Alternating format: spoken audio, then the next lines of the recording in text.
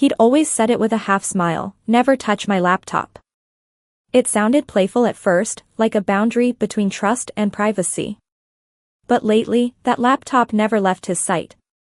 He even carried it to the bathroom while brushing his teeth. Sometimes I'd wake up at 3 a.m. and see the blue glow across the hallway, his silhouette frozen, watching the screen. I thought it was work. I thought every marriage had secrets too small to fear. I was wrong. Because one quiet morning in Austin, I touched what I wasn't supposed to, and everything cracked. It started with a sound I'd heard 100 times, the low hum of his laptop waking up. The house was still, the kind of quiet that made you aware of every clock tick, every heartbeat that wasn't yours.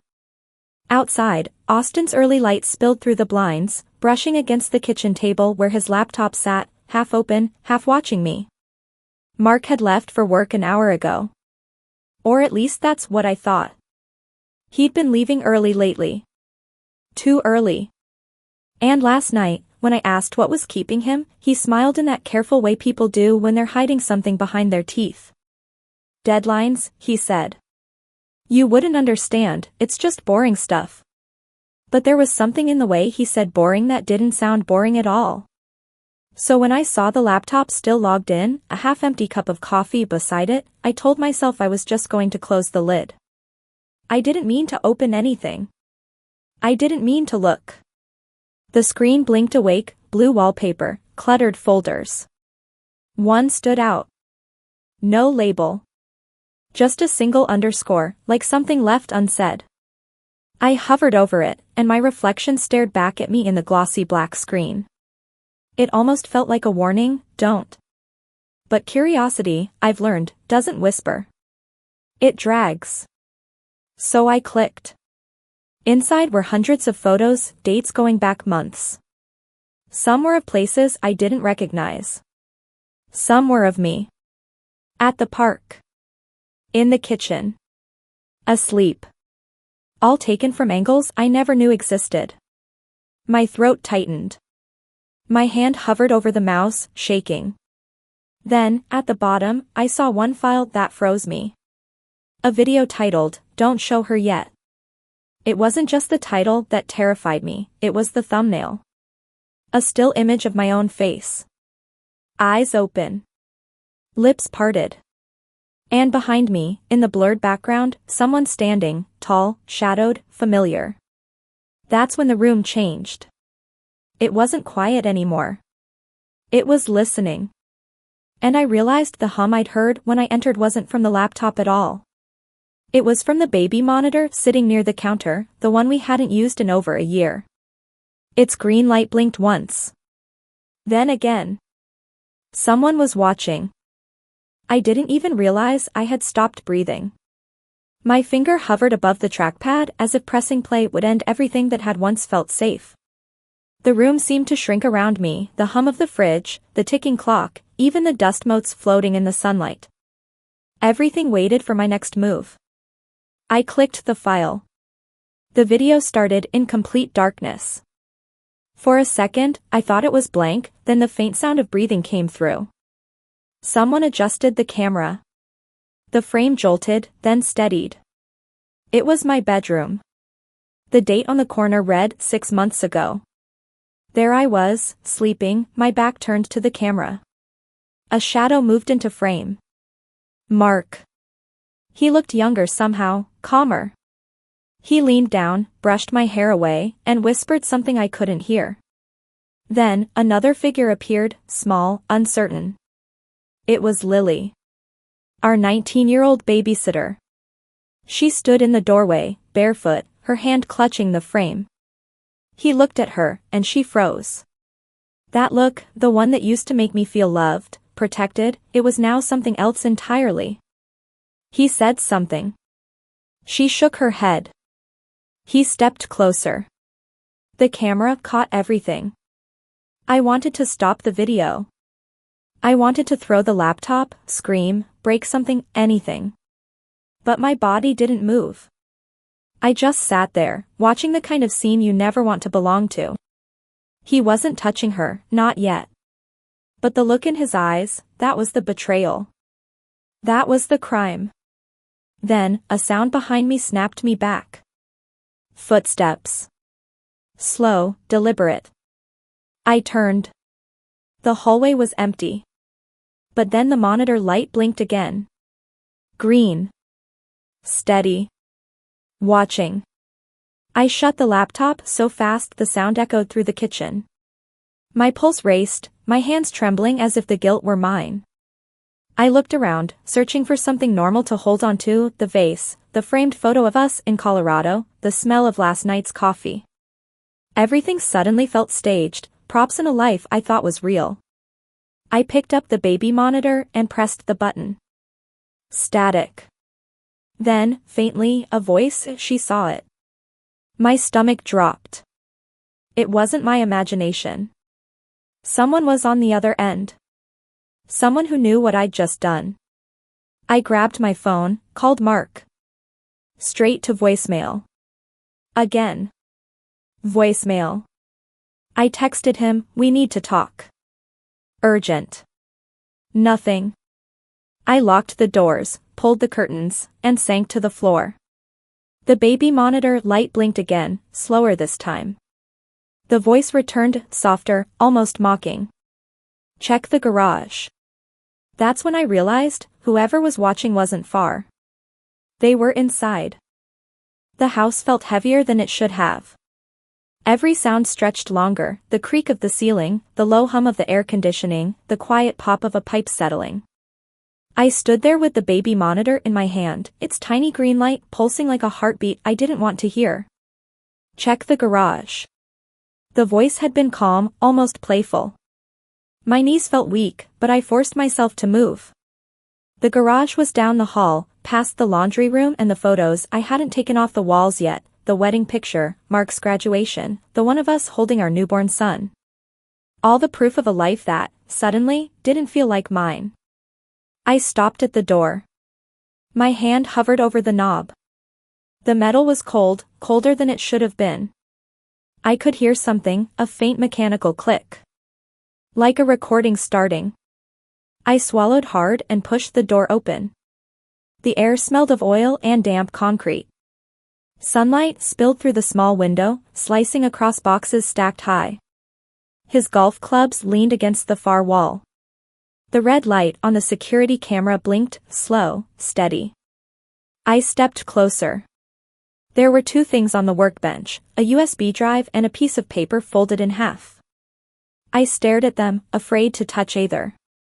The paper came first. My name was written in pencil on the front, Clara. I unfolded it. Inside were 3 words, written in that same careful handwriting Mark used for grocery lists and anniversary notes. You shouldn't have looked. The USB drive waited next to it, black and silent. I plugged it into the laptop, my breath shallow. Another video file appeared. This one named simply, GarageCam 1. I clicked it. The footage opened to the same space I was standing in, the garage, lit by morning light. Mark again. And Lily. They weren't doing anything wrong yet.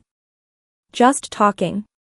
But the camera's angle caught everything, the small distance between them, the way she looked down, the way his hand brushed a strand of hair behind her ear.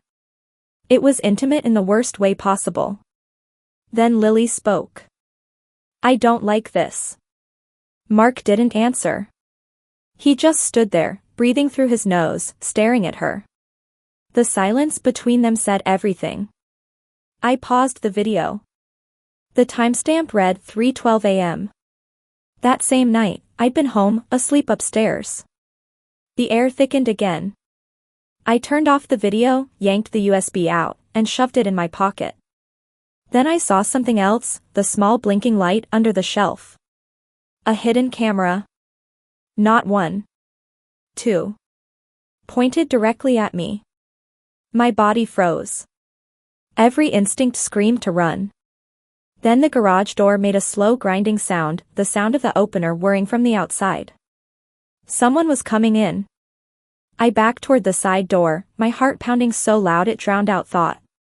The door creaked open, sunlight cut across the floor. A figure stepped in, wearing Mark's jacket. I didn't wait to see the face. I ran. I ran barefoot down the driveway, clutching the USB in one hand and my phone in the other. The wind slapped against my face, but I didn't dare look back. I just knew that if I stopped, if I turned around, I might see something I'd never be able to unsee. The road was quiet, that eerie kind of quiet only found in suburban neighborhoods before sunrise. I ducked behind my neighbor's fence, my chest heaving. My fingers shook as I dialed 911. 911, what's your emergency? The operator's voice was calm, detached, like she was calling from another universe. My husband, I stammered. There's cameras. In our house. And a file, a video. My words tangled. What kind of video, ma'am? I looked down at the USB drive still clutched in my fist. One of me. Of my niece. He's watching us. Is he in the house right now? I don't know, I whispered. He just opened the garage. The operator told me to stay put, to wait for officers. But even as she spoke, I could hear something, the sound of footsteps on gravel, slow, deliberate. I peeked around the fence. Mark's truck was parked crooked across the driveway, the driver's door still open. The house door was wide too. The motion light flickered. Ma'am? Are you still there? Yes, I breathed, please hurry. A second later, I heard my name. Clara? His voice, smooth, steady, practiced. I just want to talk. Every hair on my body stood up. He stepped into view, his shirt wrinkled, eyes red. He was holding something in his hand, my phone charger. A prop. A lie. Anything to make this moment look normal. Please, he said softly, you're scaring me. You don't understand what you saw. I tightened my grip on the USB. Then help me understand. He smiled, the kind of smile that doesn't reach the eyes. I was protecting you, Clara. You and Lily. You don't know what she's been doing. His tone was twisted calm, like he was trying to rewrite the story as he spoke it. The sirens broke through the stillness before I could answer. Mark's face changed, that small flicker of panic he couldn't hide. He backed up a step, then another, before running toward the truck. I bolted in the opposite direction, right toward the flashing blue lights that turned a sleepy street into a crime scene. When the officer reached me, I could barely speak. I just held out the USB. There's proof, I whispered. It's all in here. They put me in the back of the patrol car while two officers entered the house. Through the window, I watched as the sun began to rise behind the rooftops. The house looked peaceful again, neat, ordinary, harmless. But now I knew better. The officer came back after what felt like hours. His expression was careful, almost too careful. Ma'am, he said gently, we found multiple recording devices. And a hidden folder on your husband's desktop. He paused. It looks like he's been documenting your entire home for months. My throat closed. Why? The officer didn't answer right away. Finally, he said, we'll need you to come down to the station. There's something you should see. And in that moment, I realized this wasn't just about betrayal. It was about control. About someone who wanted to own even my silence. I looked back at the house one last time as they drove me away. The curtains fluttered in the early light, and for the first time, I noticed it, a shadow still moving inside. Someone else was there. The police station smelled like coffee, metal, and rain-soaked carpet. It wasn't loud, but the silence felt heavier than noise, that kind of thick, bureaucratic quiet that only exists in rooms built for bad news. I sat across from Detective Harris, my fingers wrapped around a paper cup I hadn't sipped from. My body was there, but my mind was still in that house, still seeing that folder, still hearing Mark's voice saying, you don't understand what you saw. He slid a laptop across the desk. You'll want to see this, Mrs. Evans. But I need to warn you, some of what we found is disturbing. The word disturbing barely meant anything anymore. My reality had already split in two. He clicked a folder named Home, Secure. Inside were subfolders: kitchen, living room, guest room, basement, office, and then one that made my stomach turn: Lily. My niece. He opened the basement folder first. The screen filled with still images, all time-stamped, all from hidden angles. I could see myself folding laundry, talking on the phone, dancing absent-mindedly while music played. But the angles, they weren't normal. They came from vents, from behind lamps, from under shelves. It wasn't just footage. It was surveillance. The detective's voice broke through my thoughts. He installed a network of hidden cameras throughout your home.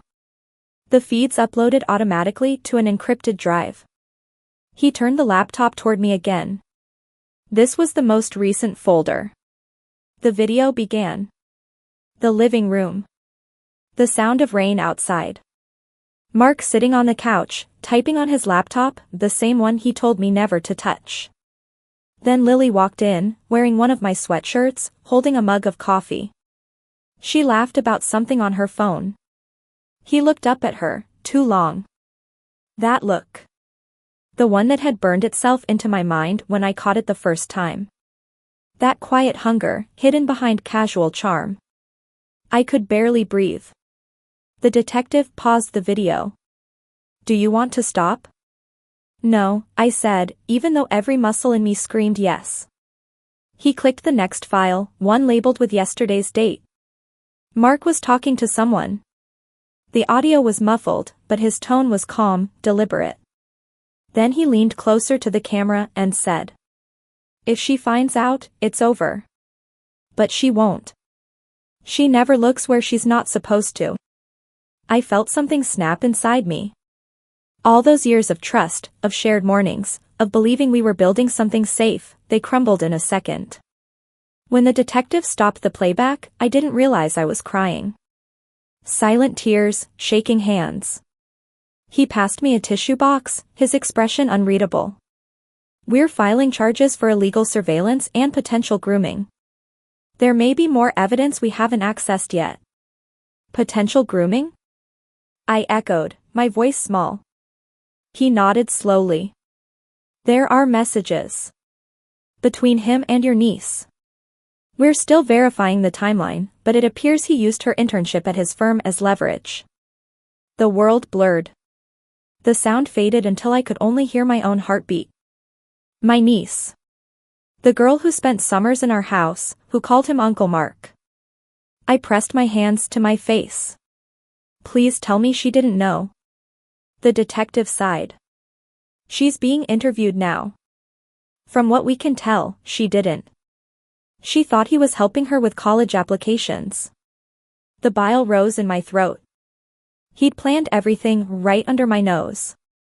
When they finally let me go, I walked out into the morning light. The city was alive, people rushing to work, holding coffees, laughing.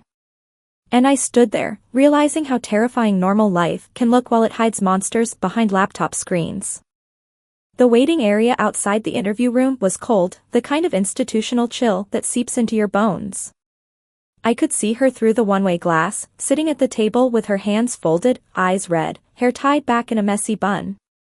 Lily. My niece. The little girl who used to run through sprinklers in our backyard, who once made me promise I'd never let anyone hurt her. Detective Harris looked at me. "We'll let you listen, but not intervene. She needs to talk freely." I nodded, though I didn't trust my voice. He stepped inside and sat across from her. "Lily, can you tell me when Mr. Evans started contacting you outside of work?" She hesitated, then whispered, "He texted me one night after I sent my resume. Said he could help me get an internship if I came by the house." My throat tightened. The house. Our house. "And you went?" She nodded. "A few times. Aunt Claire was always home, but he'd tell me to come early, before breakfast, to go over office documents. I thought it was normal. He'd make coffee, ask me questions about school.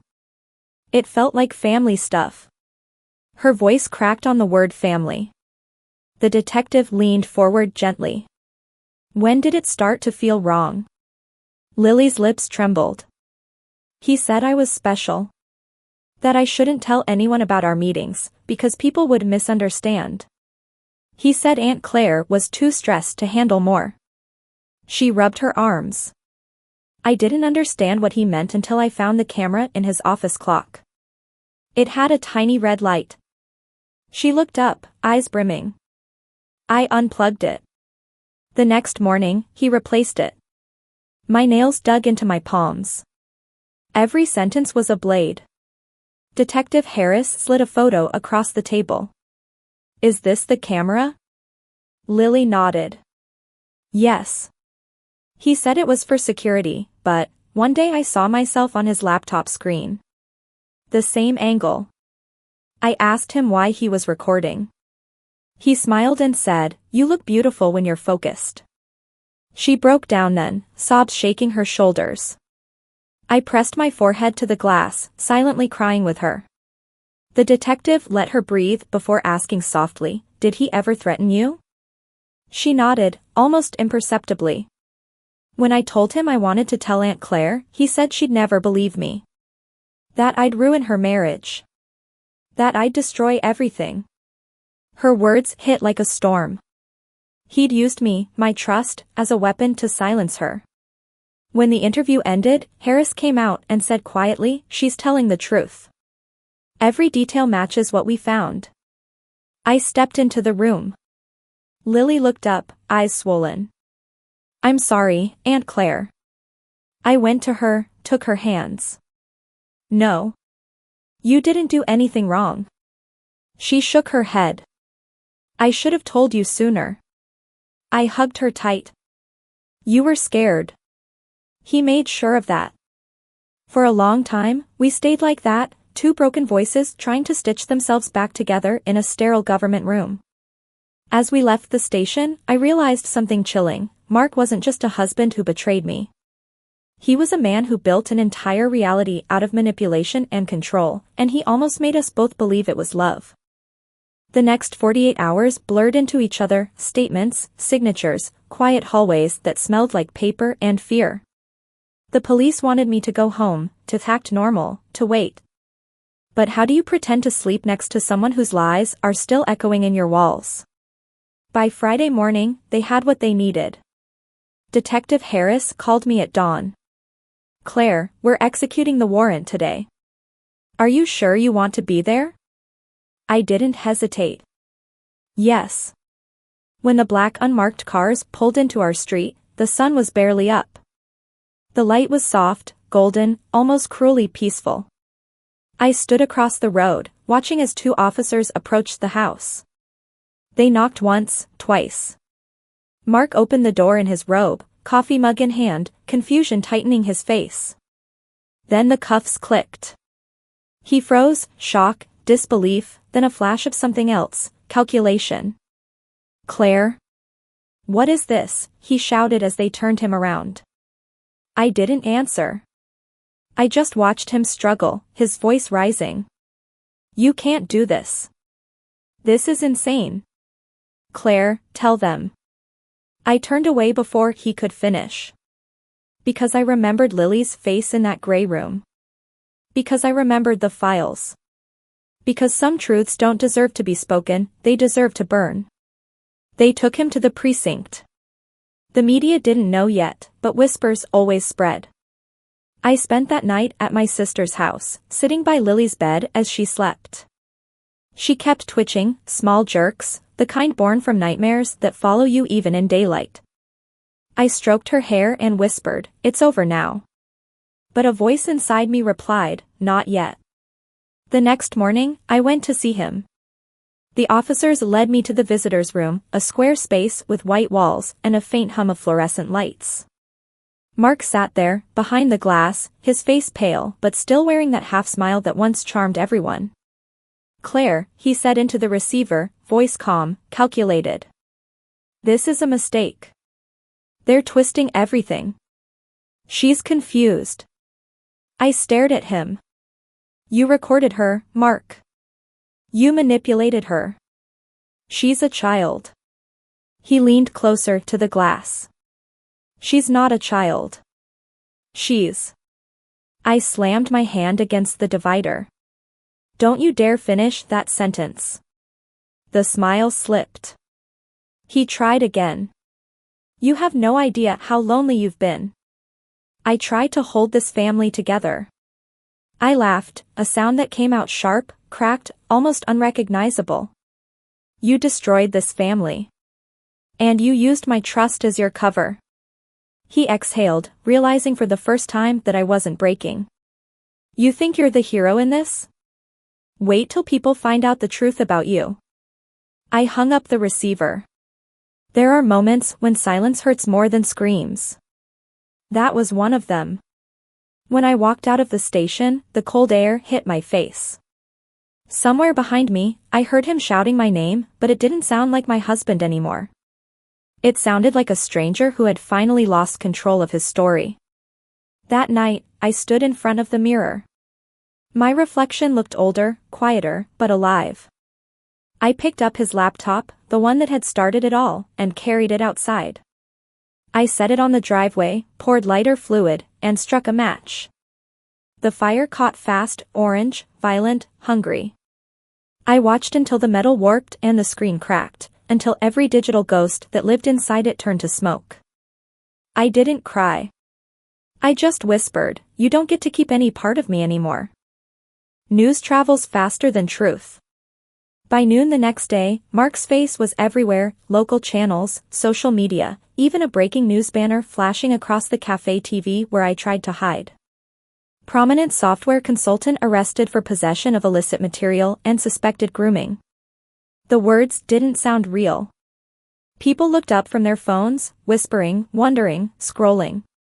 Somewhere between shame and relief, I sipped cold coffee and realized something strange. I wasn't scared anymore.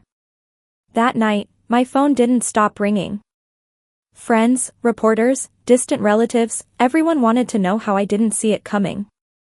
As if evil always walks in wearing black. As if it announces itself politely. The only person I answered was Detective Harris. We'll need your testimony, he said gently. It won't be easy, but it'll make the case airtight.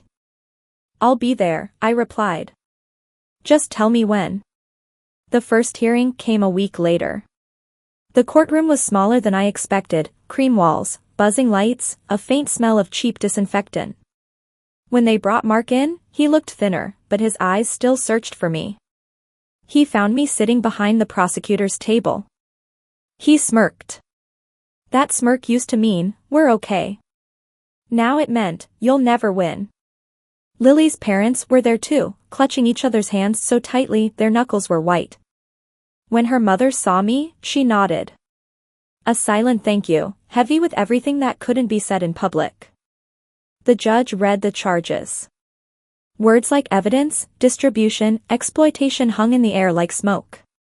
Mark's lawyer argued it was a misunderstanding. That I'd overreacted. That I'd tampered with files. Then the prosecution opened the folder. The one with my name. The one I had found that morning when curiosity turned into horror. The courtroom went silent except for the faint hum of the air conditioner. The images weren't shown, thank God, but the descriptions were enough. A few people left the room. I stayed. When the prosecutor asked me to describe what I saw that day, my voice didn't tremble. It wasn't just files, I said. It was how organized it was. How deliberate. Every folder had names. Dates. Hidden like a diary of someone who didn't think he'd ever be caught. Mark didn't look up. He just stared at the table, his hands clenched, jaw tight. For the first time, he looked small. By the end of the week, the entire town had turned upside down. His company released a statement distancing themselves. Neighbors whispered every time I stepped outside. Some looked at me with pity. Others with curiosity, as if I were part of the same scandal they couldn't stop consuming. Lily's mother visited one evening. She brought homemade soup, the kind you bring when words aren't enough. He can't hurt her anymore, she said softly. I nodded. Or anyone else. But late that night, when the house was quiet and the wind pressed against the windows, I found myself staring at the empty space where his laptop had once sat. The ashes were long gone, but the memory wasn't. I opened a new notebook. On the first page, I wrote, "This story doesn't end with him. It ends with the ones who survived." The day the verdict came, it didn't feel like victory. It felt like a funeral. Mark was sentenced to 25 years without parole. The judge's gavel hit like a final heartbeat, sharp and echoing. People gasped. Some cried. I didn't. I just sat there, hands folded, staring at the man I'd once promised forever to. He didn't look at me when they took him away. Maybe he couldn't. Maybe he didn't care. When I stepped outside the courthouse, the world was waiting, cameras, microphones, strangers who suddenly knew my name. Clara, how do you feel? Did you ever suspect him before? What do you want to say to other women in your place? The questions hit like hail, sharp and endless. I didn't answer any of them. I walked through the crowd like a ghost, down the courthouse steps, into a sunlight that felt too bright for the kind of truth I'd just lived through. That night, the house was quiet again. Too quiet. I walked room to room, touching things that still carried his ghost, his coffee mug, his books, the den in the couch cushion where he used to sit. Every memory looked harmless, but they weren't. It took me days to clean everything out. Not just the objects, but the air itself, the smell of betrayal, the weight of silence. I donated his clothes, sold the furniture, even repainted the walls. Beige to white. Fresh, clean, forgetful. But one thing I couldn't erase, the scar his story left on my own. Detective Harris called a week later. You did good, Clara, he said. You gave those families justice. Justice doesn't bring peace, I said quietly. No, he agreed. But it's a start. After that call, I decided to write. Not for revenge, for truth. I started posting short entries online under the title, The File I Never Made. At first, it was just a way to breathe. To pour the poison out. But people found it. Mothers. Wives. Even men. They messaged me, saying they had found things too, hidden drives, folders, secret accounts. They'd stayed quiet out of fear. One message read, "Your story made me check my husband's laptop. You saved my daughter." That line, "You saved my daughter," stayed with me for weeks. I was invited to a podcast. Then a small TV station in Austin called. They wanted me to share my story. At first, I said no. I didn't want to be the woman from the laptop story. I just wanted to live again. But one night, scrolling through old messages, I found a photo from Lily's mother. It was Lily, smiling, healthy, holding a puppy. The caption said, "She's finally sleeping through the night." That's when I decided. The next morning, I said yes to the interview. Not to relive what happened, but to warn people how monsters don't always hide in dark alleys. Sometimes they share your bed, your breakfast table, your Wi-Fi password. The studio lights were warm, the microphones soft. The interviewer asked me one last question before we went live. Do you regret finding that folder? I looked straight at the camera. No, I said. The truth ruins your life, but it also saves it. For the first time, I didn't feel like a victim. I felt like a witness. It's been 2 years since I opened that laptop. 2 years since my world cracked open and showed me the kind of darkness that hides behind a smile. Sometimes, I still wake up before dawn. The house is quiet, too quiet, and I hear the echo of keys clicking, that faint hum of his laptop fan. My chest tightens for a second, then I remember, he's gone. The sound isn't real. It's just memory pretending to breathe. The new house is smaller, simpler. White walls, one window facing the morning light. I planted daisies outside, they bloom unevenly, but I love them anyway. They remind me that life doesn't need to be perfect to be alive. I started volunteering at a support center last spring. We help women and men who've lived through deception, manipulation, and emotional traps that left them doubting their own sanity. Most come in broken, speaking in half sentences, like I once did. I don't give advice. I just listen. That's what saved me, someone finally listened. Some nights, I read from my old posts, the file I never made. The site still gets thousands of visits a week. People call it brave. I call it survival. I've stopped trying to erase what happened. The story doesn't go away, it just changes shape. It becomes a part of your breathing, quiet but constant. Last month, I visited Lily's family. They moved to another state, new school, new start. When she saw me, she ran straight into my arms and said, "I'm not scared of the dark anymore." I smiled, holding her tightly. Neither am I thought. That night, when I came home, I made tea and sat by the window. The moonlight fell on the white walls, soft like forgiveness. I opened my new laptop, the same sound, but not the same story. There's one file on my desktop now. It's named Truth. Inside it, there's only one sentence. What destroys you can also rebuild you, if you survive it. I looked at that line for a long time before closing the lid. Outside, the wind carried the faint scent of rain.